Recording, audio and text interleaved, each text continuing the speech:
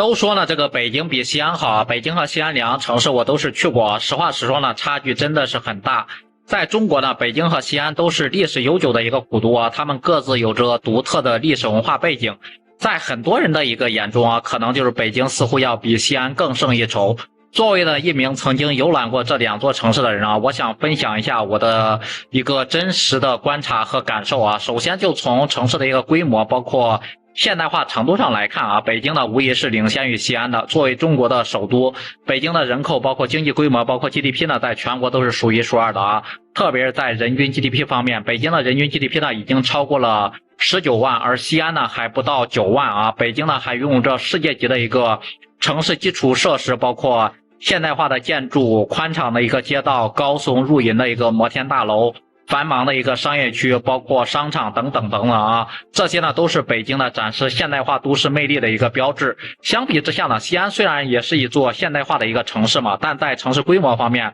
包括现代化程度方面，与北京呢还是有一定的一个差距的。尽管在规模上面、现代化程度上面有所不及，但是西安呢也有着自己独特的魅力啊。作为中国古代文化的发源地之一呢，西安是拥有着丰富的历史文化遗产啊，像那个什么兵马俑、大雁塔、古城墙等等啊，全部都是西安历史文化的一个象征。这些古迹呢，不仅是中国古代文化的一个瑰宝，也是吸引世界各地游客的重要因素。而在北京那边呢，虽然说也是有故宫、包括天坛等著名的古迹，但是这些古迹呢，更多的是与政治包括历史相关的，缺少呢像西安那样深厚的文化底蕴啊。除了历史文化以外啊，两座城市在美食方面呢也是有所不同。北京呢是汇聚了中国各地的一个美食，从传统的那种京味小吃到各地的一个特色菜肴，都能够在北京那边找到。而西安的美食呢，则是以羊肉泡馍、包括凉皮等西北风味为主。口味呢独特却浓郁，在美食方面，两座城市可以说是各有千秋，